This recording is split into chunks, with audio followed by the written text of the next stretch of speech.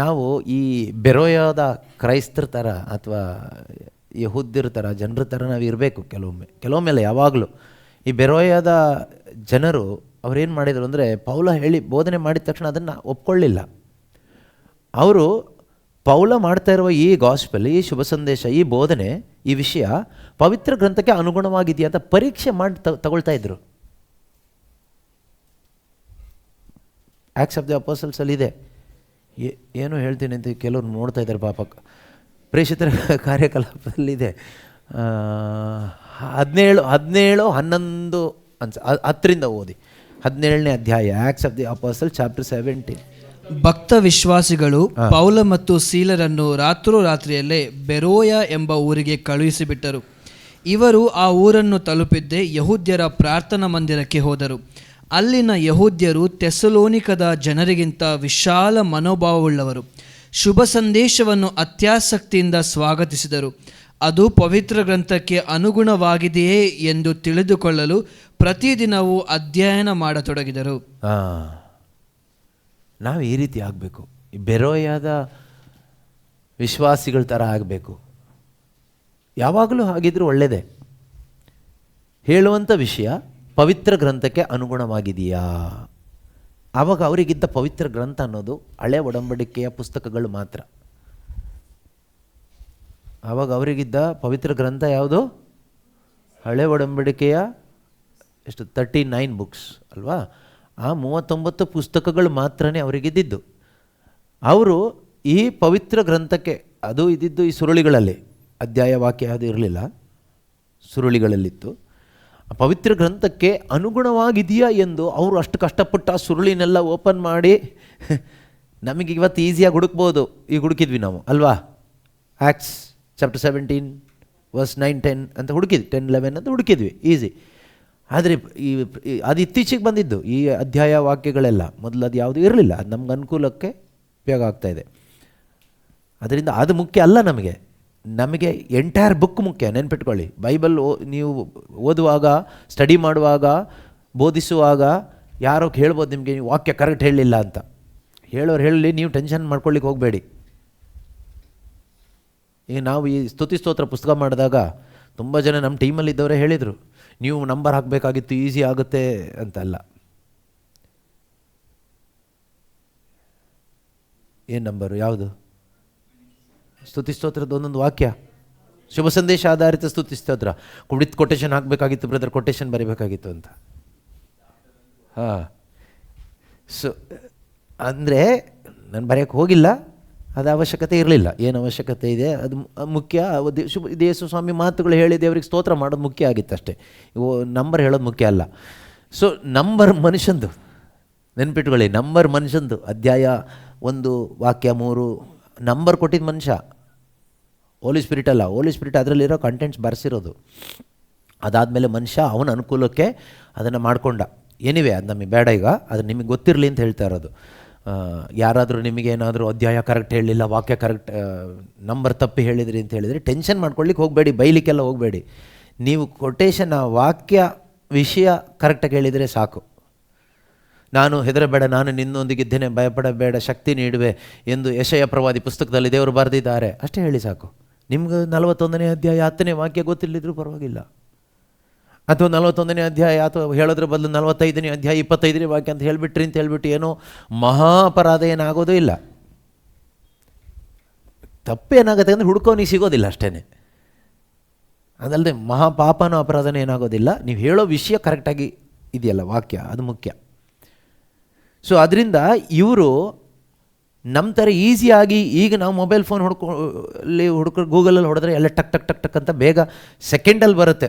ಈ Bible open ಮಾಡಿ ಇಲ್ಲಿ ಹುಡ್ಕೋದು ಬೇಕಾಗಿಲ್ಲ, ಇದರಲ್ಲೇ ನಾವು ಹುಡುಕ್ಬೋದು ಎಷ್ಟೋ ವಿಷಯಗಳು. ಎಲ್ಲ ಈಸಿ ಆಗಿಬಿಟ್ಟಿದೆ. ದೇವ್ರನ್ನ ಅರ್ಥಕೊಳ್ಳೋದು, ವಾಕ್ಯ ಕಲಿಯೋದು ಎಲ್ಲದೂ ಈಸಿ ಆಗಿದೆ. ಆ ಈಸಿ ಆಗಿರೋದ್ರಿಂದ ನಾವು ಸೋಂಬೇರಿಗಳಾಗ್ಬಿಟ್ಟಿದ್ದೀವಿ. ಫಸ್ಟ್ ಲವ್ ಎಕ್ಸ್ಪೀರಿಯನ್ಸ್ ಇಲ್ಲ. ಮೊದಲಾದರೆ ಇದರಲ್ಲಿ ಹುಡುಕ್ತಾ ಇದ್ವಿ, ಇದರಲ್ಲಿ ಹುಡುಕುವಾಗ ಆ ದಾರಿಯಲ್ಲಿ ಬೇರೆ ಬೇರೆ ಏನೇನೋ ಸಿಗ್ತಾಯಿದ್ದು, ಅದನ್ನೆಲ್ಲ ನೋಡ್ತಾ ಇದ್ವಿ. ಅಲ್ಲಿರ್ತಾ ಇತ್ತು ನಮಗೆ ಬೇಕಾಗಿರೋದು ಏನೋ. ನಾವು ಹುಡುಕ್ತಾ ಇರೋದು ಏನೋ ಹುಡುಕ್ತಾ ಇದ್ವಿ. ಮತ್ತಾಯ 6:33 ಹುಡುಕುವಾಗ ಯಾವುದು? ಮತ್ತಾಯ 5 ಬಂತು. 5ರಲ್ಲಿ ಯಾವುದು ಬಂತು? ವ್ಯಭಿಚಾರ ಮಾಡಬೇಡ ಅಂತ ಬಂತು. ಅಯ್ಯೋ ಭಯ ಶುರುವಾಗತ್ತೆ ಅವಾಗ. ಪರಸ್ತ್ರೀಯನ್ನು ಕಾಮದೃಷ್ಟಿಯಿಂದ ನೋಡಿದವನೇ ಅಯ್ಯೋ ದೇವರೇ ಬೇಡ ಬೇಡ ಇದಲ್ಲ ನಾನು ಹುಡುಕ್ತಾ ಇರೋದು. ಮತ್ತಾಯ 6:33. ಸೊ ದೇವರು ನಾವು ಏನು ಹುಡುಕ್ತಾ ಇರುವಾಗ ದೇವರು ನಮ್ಮ ಜೊತೆ ಮಾತಾಡ್ತಾರೆ. ಈಗ ಹಾಗಲ್ಲ, ಟಕ್ ಅಂತ ಮ್ಯಾಥ್ಯೂ 6:33 ಅಂತ ಹುಡುಕಿದಾಗ ಅದು ಮಾತ್ರ ಬರುತ್ತೆ. ಈಸಿ, ಓಕೆ, ಆದರೆ ಎಷ್ಟೋ ನಷ್ಟ ಇದೆ ಅದರಲ್ಲಿ. ಹಾಂ, ನೀವು ಟ್ಯಾಬು ಮೊಬೈಲೆಲ್ಲ ಯೂಸ್ ಮಾಡಬೇಡಿ ಅಂತೆಲ್ಲ ಹೇಳ್ತಾ ಇರೋದು, ಆದರೆ ಇದನ್ನು ಬಿಟ್ಟುಬಿಡಬೇಡಿ. ದೇವರು ಬರೆಸಿಟ್ಟಿರೋದನ್ನು ಬಿಟ್ಟುಬಿಡಬೇಡಿ. ಇದನ್ನು ಓದಬೇಕು, ಇದನ್ನು ಇಟ್ಕೊಳ್ಳಿ. ಕೆಲವು ಟೈಮ್ ಇದು ಉಪಯೋಗಕ್ಕೆ ಬರುತ್ತೆ, ಇದು ಯಾವಾಗಲೂ ಉಪಯೋಗಕ್ಕೆ ಬರುತ್ತೆ. ಇದ್ರ ಜೊತೆಗೆ ದೇವರು ವೈಯಕ್ತಿಕವಾಗಿ ಮಾತಾಡ್ತಾರೆ. ಇದೊಂದು ಮಷಿನ್, ನೀವು ಏನು ಕೇಳ್ತಿರೋ ಅದು ಮಾತ್ರ ಕೊಡುತ್ತೆ. ಇದು ಹಾಗಲ್ಲ, ಇದು ನೀವು ಸುಮ್ಮನೆ ಓಪನ್ ಮಾಡ್ತಾ ಹೋದರೆ ಇದು ನಮ್ಮನ್ನ ಬೆಂಡೆತ್ತಿ ಬಿಡುತ್ತೆ, ಪೂರ್ತಿಯಾಗಿ ರಿಪೇರಿ ಮಾಡಿಬಿಡುತ್ತೆ. ಕೆಲವು ಟೈಮ್ ನೀವು ಹುಡುಕ್ತಾ ಇರೋದು ಸಿಗೋದಿಲ್ಲ. ನೀವು ಹುಡುಕ್ತೀರಿ ಎಲ್ಲಿದೆ ಅದು ಆ ವಾಕ್ಯ ಎಲ್ಲಿದೆ ಅಂತ. ಆಮೇಲೆ ನೀವು ಹುಡುಕ್ತಾ ಬೇರೆ ಯಾವುದೋ ಅಲ್ಲಿ ನೀವು ತೃಪ್ತರಾಗಿರ್ತೀರ. ನೀವು ಹುಡುಕಿ ಸಿಗದಿದ್ರೂ ತೃಪ್ತರಾಗಿರ್ತೀರ. ನಿಮಗೇನು ಬೇಕು ಸ್ವರ್ಗದಲ್ಲಿ ನಿಮ್ಮ ತಂದೆಗೆ ತಿಳಿದಿದೆ, ಅವ್ರು ಕೊಟ್ಟಿರ್ತಾರೆ ಅಲ್ವಾ. ಸೊ ಆ ರೀತಿಯಲ್ಲಿ ಬೆರೋಯಾದ ವಿಶ್ವಾಸಿಗಳ ಥರ ನಾವು ಆಗಬೇಕೀಗ. ಯಾವುದೇ ಬೋಧನೆ ಮಾಡಲಿ, ಯಾವುದೇ ಬೋಧನೆ ನೀವು ಕೇಳಿಸ್ಕೊಳ್ಳಿ, ಪವಿತ್ರ ಗ್ರಂಥಕ್ಕೆ ಅನುಗುಣವಾಗಿ ಇದೆಯಾ, ಹೊಸ ಒಡಂಬಡಿಕೆಗೆ ಅನುಗುಣವಾಗಿ ಇದೆಯಾ, ಅಪಸ್ತೋಲರ ಉಪದೇಶಕ್ಕೆ, ಇದೆಲ್ಲ ಪಾಯಿಂಟ್ ನೆನ್ಪಿಟ್ಕೊಳ್ಳಿ ಆಯಿತಾ. ಮೊದಲನೇದಾಗಿ ಬೈಬಲ್ಗೆ, ಪವಿತ್ರ ಗ್ರಂಥಕ್ಕೆ ಅನುಗುಣವಾಗಿದೆಯಾ. ಎರಡನೇದಾಗಿ ಹೊಸ ಒಡಂಬಡಿಕೆಗೆ ಅನುಗುಣವಾಗಿದೆಯಾ. Is it related to new testament? Is it related to the Holy Bible first? Is it related to Holy Bible? Holy Bible ಅಂತ ಬರುವಾಗ ಜೆನಿಸಿಸ್ ಟು ರೆವಲೇಷನ್ ಪೂರ್ತಿ ಬರುತ್ತೆ. Is it related to New Testament? ಇದು ಹೊಸ ಒಡಂಬಡಿಕೆಗೆ ಸಂಬಂಧಪಟ್ಟಿದ್ದ ವಿಷಯನ. ಹೊಸ ಒಡಂಬಡಿಕೆಗೆ ಸಂಬಂಧಪಟ್ಟ ವಿಷಯ ಬೈಬಲ್ನ ಹಳೆ ಒಡಂಬಡಿಕೆಯಲ್ಲೂ ಇದೆ, ಆಯಿತಾ, ಜೆನಿಸಿಸಲ್ಲೂ ಇದೆ.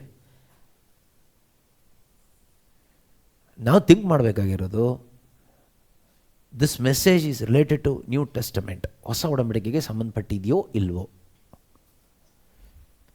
ಥರ್ಡ್, ಅದು ಕ್ರಿಸ್ತನಿಗೆ ಸಂಬಂಧಪಟ್ಟಿದೆಯಾ. That is very important. ಅದು ಯಾರಿಗೆ ಸಂಬಂಧಪಟ್ಟಿದೆಯಾ ಅಂತ ಪರೀಕ್ಷಿಸಬೇಕು. ಅದು ಕ್ರಿಸ್ತನಿಗೆ ಸಂಬಂಧಪಟ್ಟ ವಿಷಯನ ಅನ್ನೋದು. ಅದಾದಮೇಲೆ is it related to eternal life or this life, ಈ ಲೋಕ ಜೀವನಕ್ಕೆ ಸಂಬಂಧಪಟ್ಟಿದ್ದ, ನಿತ್ಯತೆಗೆ ಸಂಬಂಧಪಟ್ಟಿದ್ದ. ಇಷ್ಟು ಮೈಂಡಲ್ಲಿದ್ದರೆ ಸಾಕು.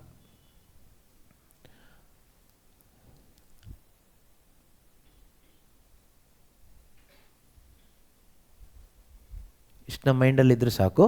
ಇದನ್ನು ಮೈಂಡಲ್ಲಿ ಇಟ್ಕೊಂಡು ನಾವು ಕಲಿಬೇಕು.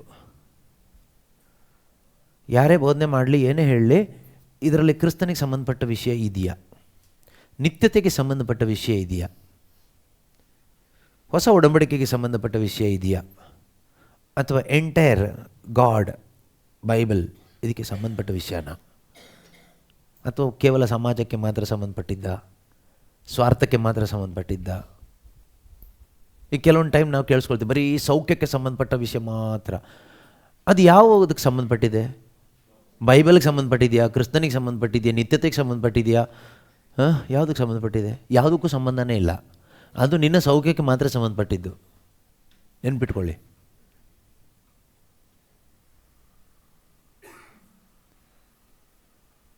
ಕ್ರಿಸ್ತನಲ್ಲಿ ಸೌಖ್ಯ ಇಲ್ವ ಅಂತ ಕೇಳಬೇಡಿ. ಕ್ರಿಸ್ತನಲ್ಲಿರೋ ಸೌಖ್ಯ ಬೇರೆ, ನಾವು ಬೋಧನೆ ಮಾಡೋ ಸೌಖ್ಯ ಇನ್ನೊಂದಾಗಿರುತ್ತೆ. ಸೊ ಅದರಿಂದ ನಾವು ಕೇಳಿಸ್ಕೊಳ್ತಕ್ಕಂಥ ವಿಷಯಗಳಿದೆಯಲ್ವಾ, ಅದು ಇದರ ಆಧಾರದಲ್ಲಿ ಇದೆಯಾ ಅಂತ ನಾವು ಪರೀಕ್ಷಿಸಿ ನೋಡಬೇಕು. ಈ ಬೆರೆಯೋದ ಕ್ರೈಸ್ತ ವಿಶ್ವಾಸಿಗಳು ಯಾವ ರೀತಿ ಪರೀಕ್ಷಿಸಿ ನೋಡಿದ್ರೋ, ಇದು ಪವಿತ್ರ ಗ್ರಂಥಕ್ಕೆ ಅನುಗುಣವಾಗಿದೆಯೇ ಎಂದು ಪರೀಕ್ಷಿಸಿ ನೋಡಿ ಅವರು ಮುಂದಕ್ಕೆ ಹೋಗ್ತಾ ಇದ್ದ ಹಾಗೆ ನಾವು ಕೂಡ ಇದನ್ನು ಮಾಡಬೇಕು. ಮೊದಲೆಲ್ಲ ಮಾಡ್ತಾ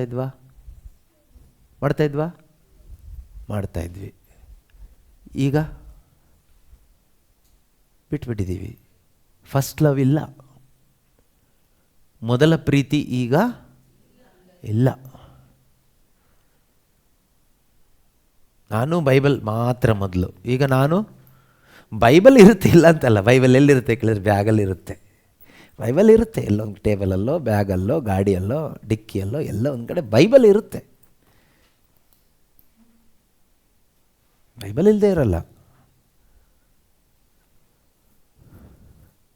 ಮೊದಲು ಬೈಬಲ್ ಏನಾಗಿತ್ತು ನಮಗೆ? ಒಂದು ಲಿವಿಂಗ್ ಬುಕ್ ಆಗಿತ್ತು, ಜೀವಂತ ಪುಸ್ತಕ ಆಗಿತ್ತು. ಇದ್ರ ಮುಖಾಂತರ ಜೀವಂತ ದೇವರ ಧ್ವನಿ ಕೇಳ್ತಾ ಇತ್ತು. ಈಗ ಏನಾಗ್ಬಿಟ್ಟಿದೆ? ಇದು ಪ್ರೇಯರ್ ಬುಕ್ ಆಗಿದೆ.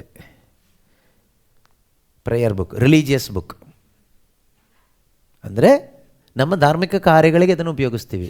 ಫಾರ್ ಎಕ್ಸಾಂಪಲ್ ಪ್ರೀಚಿಂಗಿಗೆ ಉಪಯೋಗಿಸ್ತೀವಿ. ಪ್ರೀಚಿಂಗ್ ಆದಮೇಲೆ batting, eating, jumping, dancing, going. ಮತ್ತು ನೆಕ್ಸ್ಟ್ ಬೈಬಲ್ ಯಾವಾಗ ಹುಡ್ಕೋದು? ನೆಕ್ಸ್ಟ್ ಪ್ರೀಚಿಂಗಿಗೆ, ಅಥವಾ ಪರ್ಸ್ನಲ್ ಪ್ರಾರ್ಥನೆ ಮಾಡುವಾಗ, ಅಥವಾ ಏನೋ ಒಂದು ಮಾಡುವಾಗ ಬೈಬಲ್ ಹುಡುಕ್ತೀವಿ. ಪ್ರೈಸ್ ಆ್ಯಂಡ್ ವರ್ಷಿಪ್ ಇದೆ. ಪ್ರೈಸ್ ಆ್ಯಂಡ್ ವರ್ಷಿಪ್ಪಿಗೆ ಯಾವುದು ಇವತ್ತು? ಕೀರ್ತನೆ 1 ಮೊನ್ನೆ ಹೇಳಿದ್ದು ಬೇಡ, ಇವತ್ತು ಏನು ಮಾಡೋಣ? ಇವತ್ತು ಕೀರ್ತನೆ 18 ಸಿಗ್ತೀವಿ ಇವತ್ತು. ಪ್ರಭುವೇ ನೀನೇ ನನ್ನ ಬಲವು, ನನಗಿದೆ ನಿನ್ನಲ್ಲೇ ಒಲವು. ಪ್ರಭುವೇ ನನ್ನ ಕಲ್ಲು ಕೋಟೆ, ನನಗೆ ವಿಮೋಚಕ. ಒಂದು ವಾಕ್ಯ ಸಿಕ್ಕಿದ್ರೆ ಅದೊಂದು ಹಾಡು, ಕನೆಕ್ಟೆಡ್ ಹಾಡು, ಒಂದು ವಾಕ್ಯ. ಆಮೇಲೆ ಬೈಬಲ್ ಇಲ್ಲ, ಸಾಕಲ್ಲ? ಆಯ್ತು, ಇವತ್ತಿಂದ ಆಯ್ತಲ್ಲ. ಇವತ್ತಿಂದು ಸ್ಟೇಜ್ ಪ್ರೋಗ್ರಾಮ್ ಮುಗೀತು. ಇನ್ನು ನಾಳೆ. ಮೊದಲು ನಾವು ಹಂಗೆ ಹುಡುಕ್ತಾ ಇರಲಿಲ್ಲಲ್ಲ. ಹಾಗೆ ಹುಡ್ಕೊಂಡು ಪ್ರೈಸ್ ಆ್ಯಂಡ್ ವರ್ಷಿಪ್ ಮಾಡ್ತಾ ಇದ್ವಾ? ಇಲ್ಲಿಂದ ಬರ್ತಾ ಇತ್ತು ವಾಕ್ಯಗಳು. ಪ್ರಬೋಧನೆಗೆ ಬರ್ತಾ ಇತ್ತು. ಈಗ ಪ್ರಬೋಧನೆಗೆ ಪ್ರಿಪೇರ್ ಆಗಿ ಅಲ್ಲಿ ಇಲ್ಲಿ ಕೊಟೇಶನ್ಸ್ ಎಲ್ಲ ರೆಡಿ ಮಾಡಿಕೊಂಡು ಹೋಗಬೇಕು. ತಪ್ಪು ಅಂತಲ್ಲ, ನಾನು ಹೇಳ್ತಾ ಇರೋದು ಪ್ರಬೋಧನೆಗೆ ಮಾತ್ರ, ಪ್ರಿಪ್ರೇಷನಿಗೆ ಮಾತ್ರ ಬೈಬಲ್ ಯೂಸ್ ಮಾಡೋದು ತಪ್ಪು ಅಂತ. ಅರ್ಥ ಆಗ್ತಿದೆಯಾ ನಿಮಗೆ? ಯೂಸ್ ಮಾಡಲೇಬೇಕು ಬೈಬಲ್. ಬೈಬಲ್ ಯೂಸ್ ಮಾಡದೆ ಇನ್ಯಾವುದು ಯೂಸ್ ಮಾಡೋದು ನಾವು? ಅಂದರೆ only for that particular time, ಆ ಸಮಯಕ್ಕೆ ಮಾತ್ರ, ಆ ಕೆಲಸಕ್ಕೆ ಮಾತ್ರ ಅದನ್ನು ಉಪಯೋಗಿಸುವಾಗ ಇದು ಹೇಗೆ ಜೀವಂತ ಪುಸ್ತಕ ಆಗಿತ್ತು ನಿನಗೆ? ಇದು ನಿನಗೊಂದು ಓನ್ಲಿ ಟೆಕ್ಸ್ಟ್ ಬುಕ್ ಅಷ್ಟೇ. Text book full of information, religious, ಧಾರ್ಮಿಕ ಮಾಹಿತಿ ಕೊಡುವ ಒಂದು ಪುಸ್ತಕ. ಅಥವಾ ನೀನು ಮಾಡುವ ಕಾರ್ಯಗಳಿಗೆ ಏನು ಮಾಹಿತಿ ಬೇಕೋ ಅದು ಕೊಡುತ್ತಿದ್ದು. It's not the living book for you. ಪ್ರಾರಂಭದಲ್ಲಿ ಇದೇನಾಗಿತ್ತು? Living bread of life. ಎಷ್ಟು ಹೇಳ್ತಾರಲ್ಲ, I am the bread of life. ಅದಕ್ಕಾಗಿ ಇದನ್ನು ಡಿಪೆಂಡ್ ಆಗ್ತಾ ಇದೆ. ದಟ್ ಫಸ್ಟ್ ಲವ್, ಆ ಮೊದಲ ಪ್ರೀತಿ ನಮಗೆಲ್ರಿಗೂ ಬೇಕಾಯ್ತಾ? ನನಗೂ ನಿಮಗೂ ಎಲ್ರಿಗೂ ಸೇರಿ ಹೇಳ್ತಾ ಇರೋದು, ನಮಗೆಲ್ರಿಗೂ ಆ ಫಸ್ಟ್ ಲವ್ಗೆ ವಿ ಶುಡ್ ಕಮ್ ಬ್ಯಾಕ್. ನಾವು ಎಲ್ಲಿಂದ ಕೆಳಗೆ ಬಿದ್ದಿದ್ದೀವಿ, ವಿ ಶುಡ್ ರಿಪೆಂಟ್ ಅಂತ ಹೇಳ್ತಾ ಇದ್ದಾರೆ. ನಾವು ಮಾನಸಾಂತರ ಪಡಬೇಕು. ಮಾನಸಾಂತರ ಪಡದೇ ಇದ್ದರೆ ಏನನ್ನು ತೆಗೆದುಹಾಕ್ತೀನಿ ಅಂತ ಹೇಳ್ತಿದ್ದಾರೆ? ದೀಪಸ್ತಂಭ ಸಭೆ ಅಲ್ವಾ? ಆ ಸಭೆನೇ ಇಲ್ಲಿದ್ದಂಗೆ ಮಾಡ್ತೀನಿ ನಾನು. ನೀವು ದೊಡ್ಡ ಬಿಲ್ಡಪ್ ಕೊಡಬೇಡಿ. Jesus the living word ministry ನಮ್ಮ ತುಂಬ ಸ್ಟ್ರಾಂಗ್, ನಾವು ತುಂಬ ಎಲ್ಲ ಸತ್ಯದ ಅರಿವಿನಲ್ಲಿದ್ದೀವಿ, ಅದು ಇದು ಎಲ್ಲ ಬೇಡ. ನಾನು ಇದನ್ನು ಒಡೆದಾಕೋಕ್ಕೆ ಕ್ಷಣ ಮಾತ್ರದಲ್ಲಿ ಒಡೆದಾಕ್ತೀನಿ. ನಿನ್ನ ದೀಪಸ್ತಂಭವನ್ನು ಅಲ್ಲಿಂದ ತೆಗೆದಾಕ್ತೀನಿ. ಆಮೇಲೆ ಎಲ್ಲಿರ್ತದೆ? ಏನಿರುತ್ತೆ? ಆಮೇಲೆ ನಿನ್ನೊಂದು ಸಭೆ ಮಾಡ್ಕೋಬೇಕಾಗತ್ತೆ, ನಿನ್ನೊಂದು ಗ್ರೂಪ್ ಮಾಡ್ಕೋಬೇಕಾಗತ್ತೆ.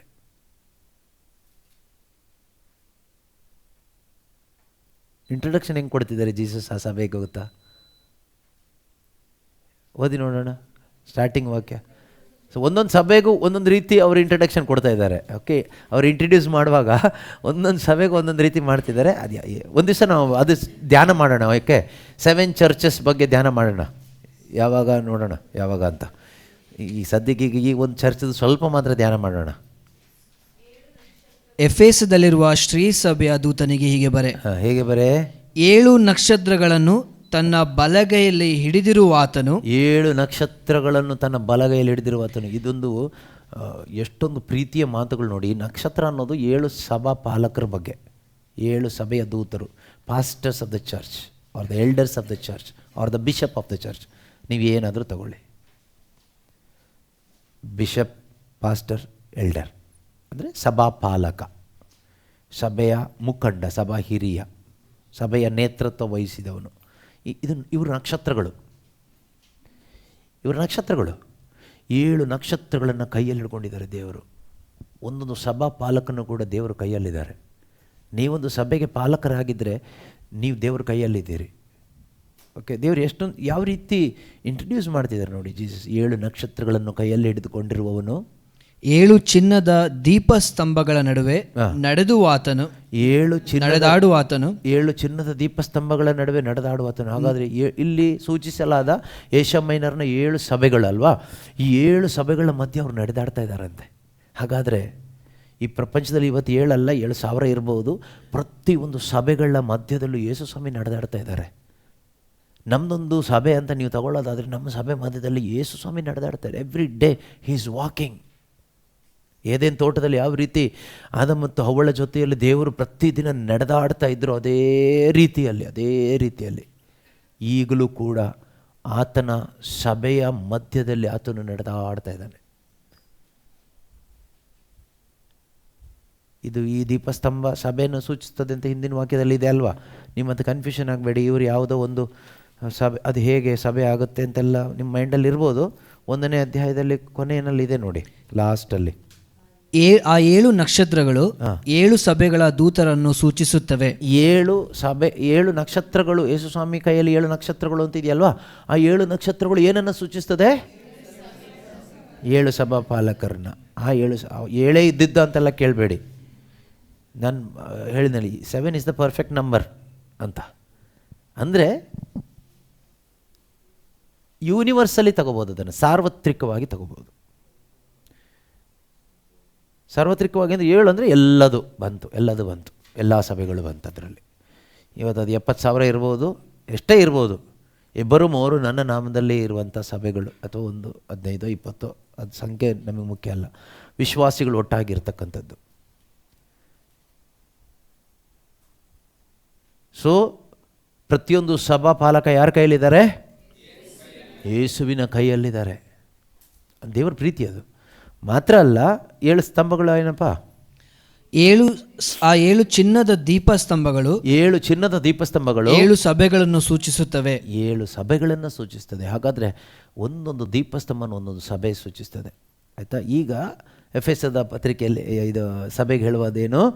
ಇದನ್ನು ಕೈಯಲ್ಲಿ ಹಿಡ್ಕೊಂಡಿರುವವನು ಮತ್ತು ಈ ದೀಪಸ್ತಂಭಗಳ ಮಧ್ಯೆ ನಡೆದಾಡುವವನು. ಹಾಗಾದರೆ ಒಂದು ನೆನಪಿರಬೇಕು, ನಮ್ಮ ಈ ಸಭೆಯಲ್ಲಿ ಯೇಸು ನಡೆದಾಡ್ತಾರೆ. ಎಲ್ಲರನ್ನೂ ಟೆಸ್ಟ್ ಮಾಡ್ತಾರೆ, ನೋಡ್ತಾರೆ.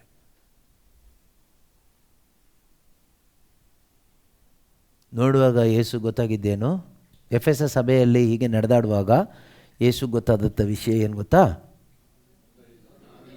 ತುಂಬ ಹಾರ್ಡ್ ವರ್ಕ್ ಮಾಡ್ತಾರೆ. ಬೈಬಲ್ ಸ್ಟಡಿ ಇದೆ, ಡೈರಿ ಇದೆ, ನೋಟ್ಬುಕ್ ಇದೆ, ಪೆನ್ ಇದೆ, ಯೂತ್ ಗ್ರೂಪ್ ಇದೆ, ಯೂತ್ ಮಿನಿಸ್ಟ್ರಿ ಇದೆ, ಕಿಡ್ಸ್ ಮಿನಿಸ್ಟ್ರಿ ಇದೆ,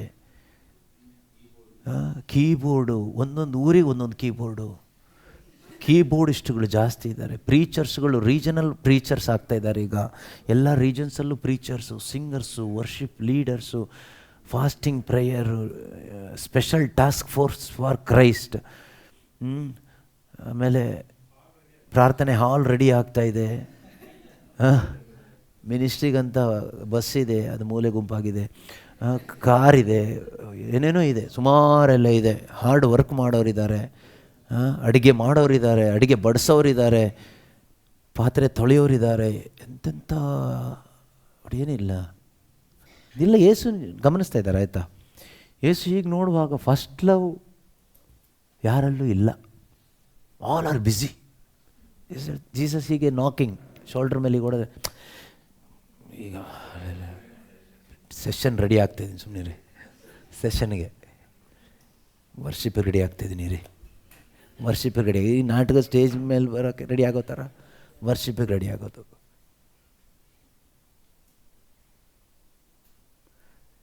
ತಪ್ಪಲ್ಲ, ತಪ್ಪು ತಿಳ್ಕೊಬೇಡಿ. ನೀವು ವರ್ಷಿಪ್ ಮಾಡೋಕ್ಕಿಂತ ಮುಂಚೆ ನೀವು ಖಂಡಿತವಾಗಲೂ ಸಿದ್ಧರಾಗಬೇಕು. ಆ ಸಿದ್ಧತೆ ಬಗ್ಗೆ ಎಲ್ಲ ನಾನು ಹೇಳ್ತಾ ಇರೋದು. ಬಟ್ ಅದಕ್ಕೆ ಮಾತ್ರ ಅಷ್ಟೇ, ಅಷ್ಟಾದಮೇಲೆ ಇಲ್ಲ, ಅದಾದಮೇಲೆ ಇಲ್ಲ.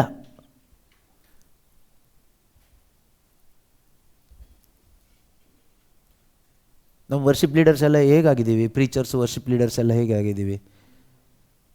ಆ ಟೈಮಿಗೆ ಟಕ್ಕಂತ ಪ್ರತ್ಯಕ್ಷ ಆಗ್ತೀವಿ, ಆಮೇಲೆ ಆಮೇಲೆ ನಾವು ಮಾಮೂಲಿ ಸಾಧಾರಣ ಮನುಷ್ಯರಾಗಿ ಹೀಗೆ ಹೋಗ್ತೀವಿ. ನೋಡಿ, ನಿಜ ಹೇಳ್ಬೇಕಂದ್ರೆ ವರ್ಷಿಪ್ ಲೀಡ್ ಮಾಡೋರು ಈ must be A true worshipper always. ಅವನು ಯಾವಾಗಲೂ ವರ್ಷಿಪ್ ಅವನು ದೇವ್ರನ್ನ ಆರಾಧಿಸ್ತಾನೇ ಇರಬೇಕು. ಒಬ್ಬ ಪ್ರೀಚ್ ಮಾಡೋ ಒಂದು ವರ ನಿಮಗಿದ್ದರೆ, ಒಂದು ಪ್ರೀಚರ್ ಅಂತ ನೀವು ಆದರೆ, ನೀವು ಯಾವಾಗಲೂ ದೇವರ ಸ್ವರ ಕೇಳಿಸ್ಕೊಳ್ಳಿಕ್ಕೆ ನಿಮ್ಮ ಕಿವಿ ಓಪನ್ ಆಗಿ ಇಟ್ಟಿರಬೇಕು. ಬೇರೆ 1000 ಸ್ವರಗಳು ಬರುತ್ತೆ ಈ ಪ್ರಪಂಚದಲ್ಲಿ, ಅದು ಯಾವುದು ನಿಮ್ಮ ಕಿವಿ ಒಳಗಡೆ ಹೋಗಬಾರ್ದು. Your mind, your heart, your ear should always open to the good shepherd. ಕುರುಬನ ಸ್ವರ ಕೇಳಿಸ್ಕೊಳ್ತಾ ಇರಬೇಕು. ಅದು ಈ ಬೈಬಲ್ ಓಪನ್ ಮಾಡಿದಾಗ ಸ್ವರ ಕೇಳುತ್ತೆ, ಅದಲ್ಲ. ಬೈಬಲ್ ಇಲ್ಲದೇ ಇದ್ದರೂ ಈ ಸ್ವರ ಕೇಳಲಿಕ್ಕೆ ಆಗಬೇಕು ನಮಗೆ. ಅದು ಪ್ರೀಚರ್ ಸಿಂಗರ್ ಮಾತ್ರನಾ ಅಥವಾ ವರ್ಷಿಪ್ ಲೀಡರ್ ಮಾತ್ರನಾ ಕೇಳಿದೆ? ಸದ್ಯಕ್ಕೆ ನೀವೆಲ್ಲರೂ ಅವರೇ ತಾನೆ. ಎಲ್ಲರೂ ಆನ್ಲೈನಲ್ಲೋ ಆಫ್ಲೈನಲ್ಲೋ ಎಲ್ಲೋ ಒಂದು ಕಡೆ ವರ್ಷಿಪ್ ಲೀಡ್ ಮಾಡ್ತೀರಿ, ದೇವ್ರ ವಾಕ್ಯ ಹಂಚ್ಕೊಳ್ತೀರಿ. ಇಂಟರ್ಸೆಷನ್ಗೆ ಹೋಗಲ್ಲ, ಬೇಡ. ಪ್ರತಿಯೊಂದಕ್ಕೂ ನಾನು ಹೇಳ್ತಾ ಇರೋದು, ಆಲ್ ದ ಮಿನಿಸ್ಟರ್ಸ್. ಇನ್ನು ನಾವು ಯಾವುದೂ ಇಲ್ಲಪ್ಪ, ನಾವು ಸುಮ್ಮನೆ ಮಿನಿಸ್ಟ್ರಿಲಿ ಬಂದ್ರೆ ತಾನೇ ಇದೆಲ್ಲ, ಬೇಡ ಅಂತ ಸುಮ್ಮನೆ ಇರೋದಾದರೆ, ನೀವು ಸಾಧಾರಣ ಕುರಿಮರಿ ಆದರೆ, ಅದು ಹೇಳ್ತಾರಲ್ಲ, ನನ್ನ ಕುರಿಗಳು ನನ್ನ ಸ್ವರವನ್ನು ಕೇಳಿಸ್ಕೊಳ್ತದೆ. ಮೋಸ್ಟ್ಲಿ ರೋಹನ್ ಪ್ಲ್ಯಾನ್ ಮಾಡಿದ ಅನ್ಸುತ್ತೆ. ಬೇಡವೇ ಬೇಡ, ಇಲ್ಲಿದ್ದರೆ ತಾನೇ ಈ ಟೆನ್ಷನ್. ನಾನು ಸುಮ್ಮನೆ ಸಾಧಾರಣ ವಿಶ್ವಾಸಿ ಆಗಿರ್ತೀನಿ. ಸಾಧಾರಣ ಇದ್ದರೂ ಅಸಾಧಾರಣ ಇದ್ದರೂ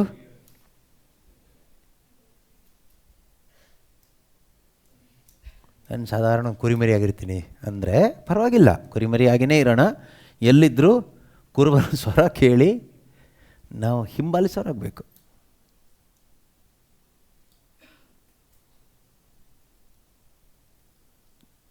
ನಮಗೆ ಆ ಸ್ವರ ಕೇಳುವ ಶಕ್ತಿನೇ ಕಳ್ಕೊಂಡು ಬಿಟ್ಟಿದ್ದೀವಿ ಈಗ ಕೇಳಿಸುತ್ತೆ, ಬಟ್ ಕುರುಬನ ಸ್ವರನ ಯಾವ ಸ್ವರನೂ ಗೊತ್ತಾಗ್ತಾ ಇಲ್ಲ. ಏನೋ ಒಂದು ಸ್ವರ ಕೇಳ್ದಂಗೆ ಆಗುತ್ತೆ. ಪರಿಸ್ಥಿತಿ ನೋಡಿ ಹೇಗಾಗಿದೆ. ಎಫೆಷಿಯನ್ ಚರ್ಚ್ ಥರ ಇದೀವಿ ಅಂತ ಅನ್ನಿಸ್ತಾ ಇದೆಯಾ ನಮ್ಮ ಜೀವನ? ಆದರೆ ದೇವರು ನಮಗೆ ಅವಕಾಶ ಕೊಟ್ಟಿದ್ದಾರೆ. ರಿಪೆಂಟ್, ಮಾನಸಾಂತರ ಪಡಿ. ಮಾನಸಾಂತರ ಪಟ್ಟು ನೀನು ಎಲ್ಲಿಂದ ಬಿದ್ದೆ, ಯಾವುದರಿಂದ ಕೆಳಗೆ ಹೋದೆ ಅನ್ನೋದನ್ನು ನೀನು ಮೊದಲು ಕಂಡುಕೋ, ವಾಪಸ್ ಬಾ. ಇಲ್ಲದೇ ಇದ್ದರೆ ನಮಗಾಗೋ ನಷ್ಟ ಏನು? ದೀಪಸ್ತಂಭ ತೆಗೆದು ಹಾಕ್ತೀನಿ. ಒಂದು ವೇಳೆ ನಾವು ಜಯಿಸಿ ವಾಪಸ್ ಬಂದರೆ, ಸಭೆಗಳಿಗೆ ದೇವರ ಆತ್ಮ ಹೇಳುವುದನ್ನು ಕಿವಿಯುಳ್ಳವನು ಕೇಳಲಿ. ಇದು ಚೆನ್ನಾಗಿದೆ ನೋಡಿ. ಇದು ಹೇಗಿದೆ ಕೇಳಿದರೆ, ಇದು ಸಭೆಗಲ್ಲ, ಇದು ಸಭೆಯಲ್ಲಿರುವ ಎಲ್ರಿಗೂ ಇಂಡಿವಿಜುವಲ್ ವರ್ಡ್ ಇದು. See, let any one who has an ear listen to what the spirit is saying to the churches. ಸಭೆಗಳಿಗೆ ದೇವರ ಆತ್ಮ ಹೇಳ್ತಾ ಇದ್ದಾರೆ, ಕರೆಕ್ಟ್. ಸಭೆಗಲ್ವಾ, ನನಗಲ್ಲ ಅಂತ ಸೋಂಬೇರಿಯಾಗಿ ಕೂತ್ಕೋಬೇಡ. ಕಿವಿ ಉಳ್ಳವನ್ನು ಕೇಳಿಸಿಕೊಳ್ಳಲ್ಲ ಅಂದರೆ ಇಟ್ ಈಸ್ ಇಂಡಿವಿಜುವಲ್, ನಿನಗೆ. ಗ್ರೂಪ್ ಆಗಿ ಹೇಳ್ತಾ ಇದ್ದೀನಿ, ಸಭೆಗಳಿಗೆ, 7 ಸಭೆಗಳಿಗೆ ಅಥವಾ ಒಂದು ಸಭೆಗೆ ದೇವರಾತ್ಮ ಹೇಳುವುದನ್ನು ಕಿವಿ ಉಳ್ಳವನು ಕೇಳಿಸ್ಕೊಳ್ಳಿ. Let any one who has an ear listen to what the spirit is saying to the churches. ಹಾಗಾದರೆ ನನಗೂ ನಿಮಗೂ ನಮ್ಮೊಬ್ಬೊಬ್ಬರಿಗೂ ಇಂಡಿವಿಜುವಲಿ ಗಾಡ್ ಈಸ್ ಸ್ಪೀಕಿಂಗ್.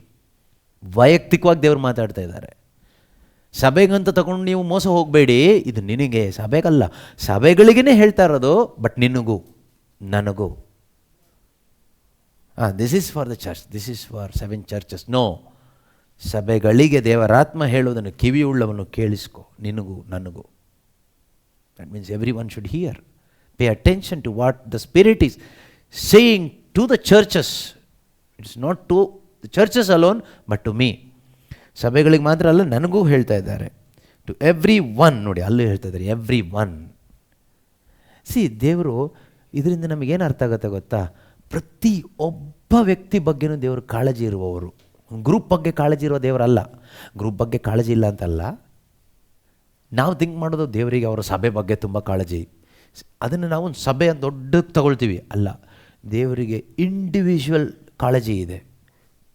ಪ್ರತಿಯೊಬ್ಬರ ಬಗ್ಗೆನೂ ಇಂಡಿವಿಜುವಲ್, ವೈಯಕ್ತಿಕವಾಗಿ ಕಾಳಜಿ ಇರುವವರು ದೇವರು. ನಮಗೆ ದೇವ್ರ ಮೇಲೆ ವೈಯಕ್ತಿಕ ಕಾಳಜಿ ಇದೆಯಾ? ನಮಗೆ ದೇವರ ಮೇಲೆ ವೈಯಕ್ತಿಕ ಕಾಳಜಿ ಇದೆಯಾ? ನಮ್ಮ ಕಾಳಜಿ ಯಾವ ಥರ ಗೊತ್ತಾ? ಗ್ರೂಪ್ ಕಾಳಜಿ. ಯಾರೋ ಒಬ್ಬರು ಮಾಡ್ತಾ ಇದ್ದಾರಲ್ಲ, ಮಾಡಲಿ. ಯಾರೋ ಒಬ್ಬರು ಪ್ರಾರ್ಥನೆ ಮಾಡ್ತಾ ಇದ್ದಾರಲ್ಲ, ನಾನು ಕೂತ್ಕೊಳ್ಳೋಣ. ನಾನು ಮಾಡಿದ್ರೇನು, ಅವ್ರು ಮಾಡಿದ್ರೇನು ಅಲ್ವಾ? ಸಭೆ ಮುಖ್ಯ. ಸಭೆಯಿಂದ ಆಗ್ತಾ ಇದ್ಮೇಲೆ, ದೇಹದಿಂದ ಆಗ್ತಾ ಇದೆ ಅಂದಮೇಲೆ, ನಾನು ದೇಹದ ಅಂಗ ಅಂದಮೇಲೆ ಆಗಲಿ. ನಾನು ಹೇಳ್ತಾರೆ ನಾನು ಏನೋ ಮಾಡಬೇಕು ಅಂತ ಕಾಂಪಿಟೇಷನಲ್ಲಿ ಮಾಡಿ ಅಂತ ಅಲ್ಲ. What is your contribution? ನಿನ್ನ ಕಾಂಟ್ರಿಬ್ಯೂಷನ್ ಏನು? ಹೋಗಿ ಅವರೆಲ್ಲ ಮಾಡ್ತಾ ಇದ್ದಾರಲ್ವಾ, ನಿನ್ನ ಮೊಣಕಲ್ಲಿ ಹಾಕಿ ಕೈ ಎತ್ತು, ಸುಮ್ಮನೆ ನಿಂತ್ಕೋ ಸಾಕು, ಏನು ಮಾಡಬೇಡ. ಇಲ್ಲ, ಎಲ್ಲರೂ ಮಾಡ್ತಾ ಇದ್ದಾರಲ್ಲ, ನೀನೊಂದು ಕಾಫಿ ಬಿಡು, ಒಂದು ಕಾಫಿ ಸ್ಯಾಕ್ರಿಫೈಸ್ ಮಾಡಿ ಕೂತ್ಕೋ. One meal. ಎಲ್ಲರೂ ಮಾಡ್ತಾ ಇದ್ದಾರೆ, ನಾನೀಗ ಹೋಗಿ ಕೈ ಹಾಕೋದು ಬೇಡ, let it go like this. ನಾನು ಒಂದು ಮೀಲ್ ಬಿಟ್ಟು ನನ್ನ ಕಡೆಯಿಂದ ಒಂದು sacrifice. That's my contribution. What is your contribution? Personal contribution, ಸಭೆ ಕಾಂಟ್ರಿಬ್ಯೂಷನ್ ಬೇಡ. ಯಾಕೆ ಅಂದರೆ ದೇವರು ವೈಯಕ್ತಿಕ ಕಾಳಜಿ ಉಳ್ಳವರು. ವೈಯಕ್ತಿಕವಾಗಿ ಒಬ್ಬೊಬ್ಬರ ಮೇಲೂ individually he is taking care ಅಂತ ಹೇಳುವಾಗ, I must have a care for my God. ಮಿನಿಸ್ಟ್ರಿಲಿ 50 ಜನ ಇರ್ಬೋದು, 50 ಜನ ತುಂಬ ಚೆನ್ನಾಗಿ ಮಾಡ್ಬೋದು. ನೀನೇನು ಮಾಡ್ತಿದೀಯಾ? What is your contribution?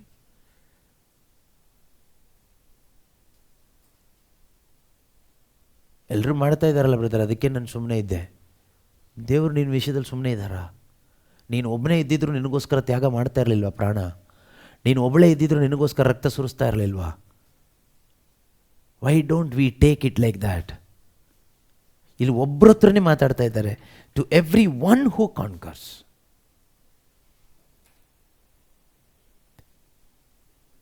ಜಯ ಹೊಂದುವ ಪ್ರತಿಯೊಬ್ಬರಿಗೂ, ಸಭೆ ಜಯಿಸಿದ್ರೆ ಅಂತ ಹೇಳ್ತಾ ಇಲ್ಲ, ಜಯ ಹೊಂದುವ ಪ್ರತಿಯೊಬ್ಬನಿಗೂ. ನೋಡಿ, ಇನ್ನೊಂದು ಕಡೆ ಹೇಳ್ತಾರಲ್ವ, ಪ್ರತಿಯೊಬ್ಬನಿಗೂ ಅವನವನ ಕೃತ್ಯಗಳಿಗೆ ಕೊಡಬೇಕಾದ ಪ್ರತಿಫಲ ನನ್ನ ಕೈಯಲ್ಲೇ ಇದೆ ಅಂತ. ಪ್ರತಿಯೊಬ್ಬನಿಗೂ. ನಮಗೆ ಎಲ್ಲಿಂದ ಎಲ್ಲಿ ಬಂದ್ವಿ ಗೊತ್ತಿಲ್ಲ. Anyway, let it go. ಇದು ಹೋಗಲಿ ಹೀಗೇನೆ. I will give permission to eat from the tree of life that is in the paradise of God. ದೇವರ ಪರಂಧಾಮದಲ್ಲಿರುವ ಆದಾಮ ತಿಂದಿಲ್ಲ, ಅವಳು ತಿಂದಿಲ್ಲ, ಅದು ಹಾಗೆ ಪೆಂಡಿಂಗ್ ಇದೆ. ಅದು ನಮಗೆ ಸಿಗುತ್ತೆ. ಅದರಲ್ಲೊಂದು ಆಸೆ ಬರಬೇಕು ನಮಗೆ, ಅದು ಹೇಗಿರುತ್ತೆ ಜೀವವೃಕ್ಷದ ಫಲ. ಅದರದ್ದು ಕ್ವಾಲಿಟಿ ದೇವರೇ ಹೇಳಿದ್ದಾರೆ ಏದೆನ್ ತೋಟದಲ್ಲಿ. ಇನ್ನು ಅದನ್ನು ತಿಂದು ಅಮರಜೀವಿಯಾಗಿರುವುದು ಬೇಡ. ಅವನು ಪಾಪ ಮಾಡಿಬಿಟ್ಟಿದ್ದಾನೆ, ಇನ್ನು ಪಾಪದಲ್ಲಿ ಇದ್ಕೊಂಡು ಅದನ್ನು ತಿಂದು ಹಾಗಾದರೆ ಆ ಮರಕ್ಕೆ ಆ ಹಣ್ಣಿಗೆ ಅಷ್ಟು ಪವರ್ ಇದೆ. ಒಂದು ಪಾಪಿ ತಿಂದರೂ ಕೂಡ ಅವನು ಸಾಯದೇ ಇರ್ತಾನೆ. ಬಟ್ ದೇವರಿಂದ ದೂರ ಆಗಿರ್ತಾನೆ. ಅದರಿಂದ ದೇವರಿಗೆ ಇಷ್ಟ ಇಲ್ಲ. ಸಾಯಿಸೋದೇ ದೇವ್ರದ್ದು ಬೆಸ್ಟ್ ಪ್ಲ್ಯಾನ್. ಸಾಯಿಸಿಬಿಟ್ರೆ ಏನಾದ್ರು ಮಾಡ್ಬೋದಲ್ವಾ?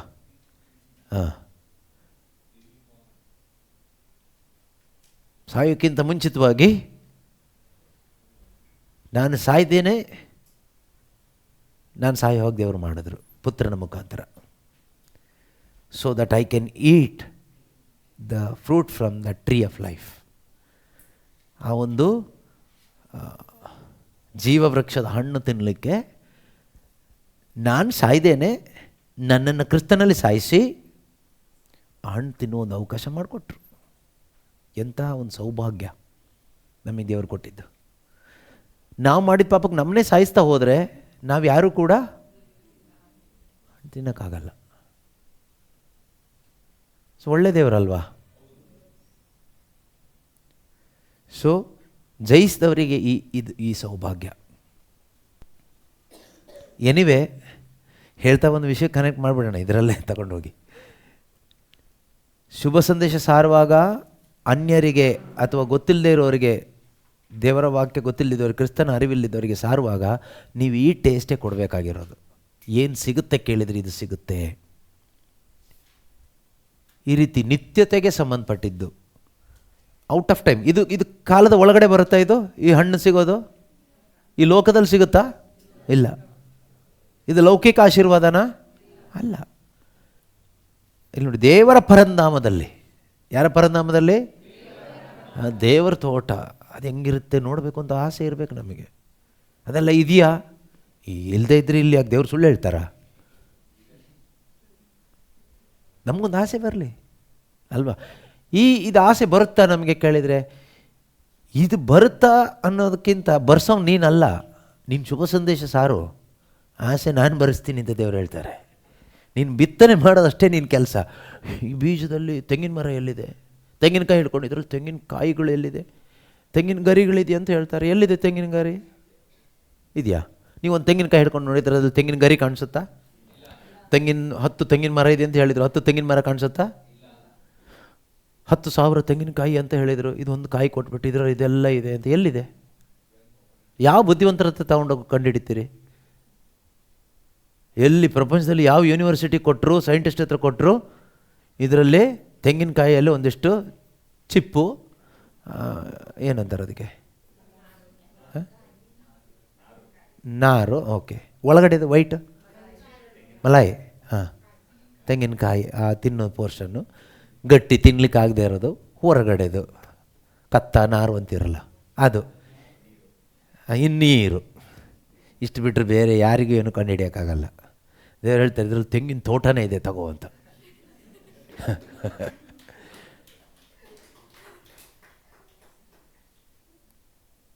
ಮನುಷ್ಯ ಬುದ್ಧಿಯಿಂದ ನಾವು ಶುಭ ಸಂದೇಶ ಸಾರೋದು ಬೇಡ. ದೇವರು ಹೇಳಿದ್ದಾರೆ ಮಾಡೋಣ.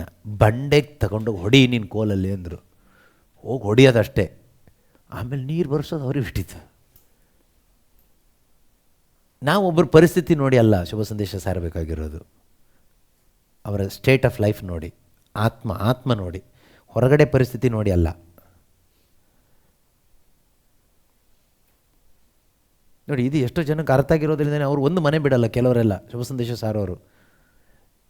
ನಾವು ಕೇವಲ ಸ್ಲಮ್ಮು, ಬಡಬಗ್ಗರು, ರೋಗಿಗಳು ಮಾತ್ರ ಹೊಡ್ಕೊಂಡು ಹೋಗ್ತೀವಿ ಅಲ್ವಾ?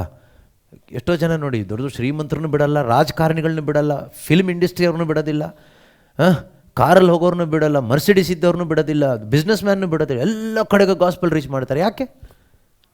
ನಾವು ಮಾತ್ರ ಬರೀ ಆಸ್ಪತ್ರೆಗಳು, ರೋಗಿಗಳು, ಸ್ಲಮ್ಗಳು ಅಲ್ಲಿ ಹುಡ್ಕೊಂಡಿರ್ತೀವಿ. ಯಾಕೆ ಹೇಳಿ? ನಾವು ನೋಡ್ತಾ ಇರೋ ರೀತಿ ಬೇರೆ ಅಷ್ಟೇ. ಆತ್ಮಕ್ಕೆ ನೋಡುವಾಗ ಮಾನವರೆಲ್ಲರೂ ಪಾಪಿಗಳೇ, ಎಲ್ಲರೂ ಈ ಮಹಿಮೆ ಕಳ್ಕೊಂಡವರೇ, ಎಲ್ರಿಗೂ ಶುಭ ಸಂದೇಶ ಬೇಕು. ಓಕೆ, ಪ್ರಾರ್ಥಿಸೋಣ. ಪ್ರೀತಿಮಯ ತಂದೆಯಾದ ದೇವರೇ, ಆಂಟೋನಿ ಬ್ರದರ್ ಎಲ್ಲೋದ್ರು? ಕರೆದು 12:30 ಅವ್ರದ್ದು ಸೆಷನ್. ಈಗ 12:50 ಈಗ ಸಾಂಗಾ? ಓಕೆ, ಸಾಂಗ್ ಇರಲಿ, ಹಾಡಿ ಒಂದು ಉಜ್ಜೀವನ ಆಗಲಿ. ಸ್ವಲ್ಪ ಕೇಳಿಸ್ಕೊಂಡಿದ್ದು ಪ್ರಾರ್ಥಿಸೋಣ. ನಾವು ಸ್ವಲ್ಪ ಸಮಯ ಪ್ರಾರ್ಥನೆ ಮಾಡೋಣ. ಎಲ್ಲರೂ ಪ್ರಾರ್ಥನೆ ಮಾಡಿ, ದೇವರಾತ್ಮ ಪ್ರೇರಿತರಾಗಿ ನಾವು ಪ್ರಾರ್ಥನೆ ಮಾಡೋಣ.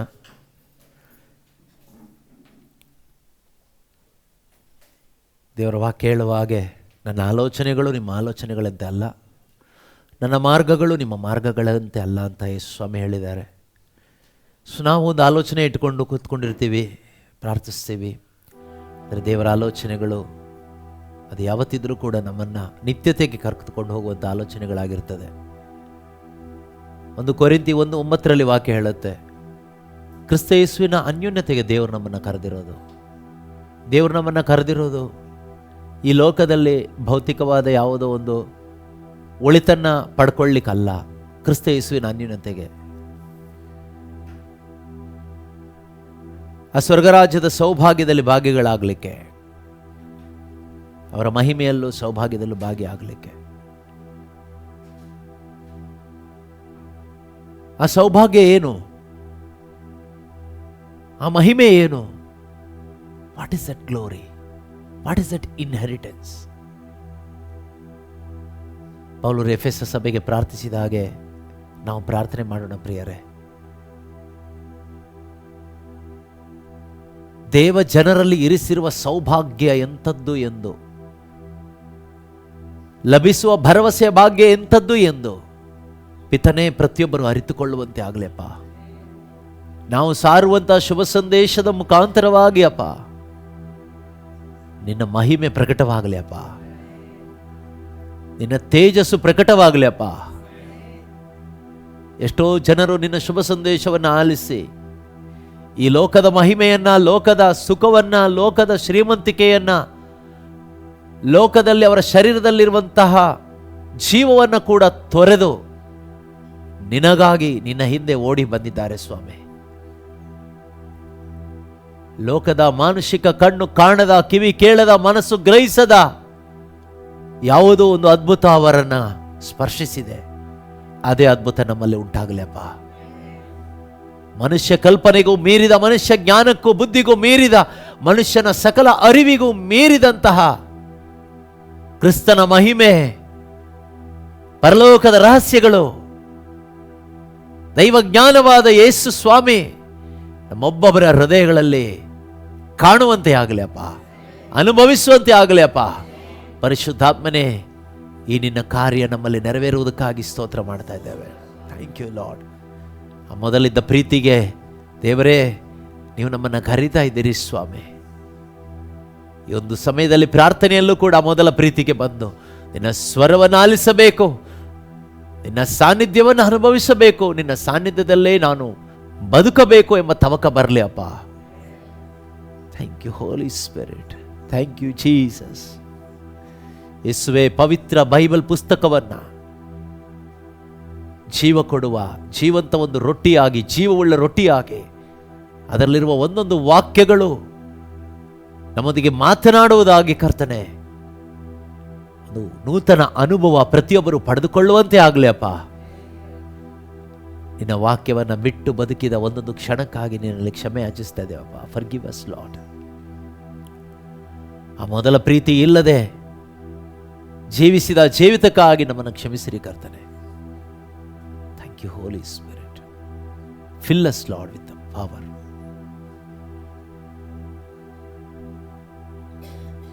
ಸಭೆಯ ಮಧ್ಯದಲ್ಲಿ ನಡೆದಾಡುತ್ತಿರುವ ದೇವರೇ ಸ್ತೋತ್ರ. ಒಬ್ಬೊಬ್ಬರನ್ನ ನೋಡುತ್ತಿರುವ ದೇವರೇ, ಪ್ರತಿಯೊಬ್ಬರಿಗೂ ವೈಯಕ್ತಿಕವಾಗಿ ಕರೆ ಕೊಟ್ಟ ಆತನೇ, ವೈಯಕ್ತಿಕವಾಗಿ ಜಯಿಸಲು ಹೇಳಿದ ಆತನೇ,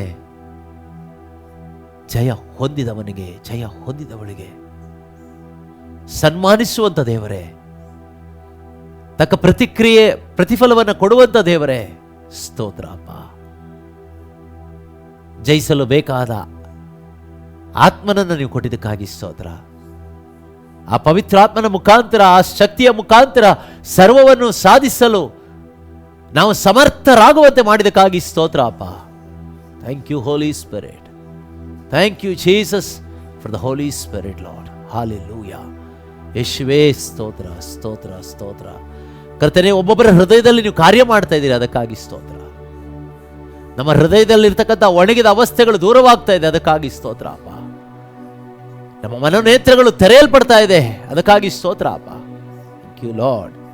ಯೇಸುವೇ ಸ್ತೋತ್ರ ಅಪ್ಪ, ಸ್ತೋತ್ರ ಅಪ್ಪ. Thank you Lord, thank you Lord, thank you Jesus. ಯೇಸು ನಾಮದಲ್ಲಿ ವಂದಿಸ್ತಾ ಇದ್ದೇವೆ, ಜೀವುಳ್ಳ ತಂದೆಯೇ.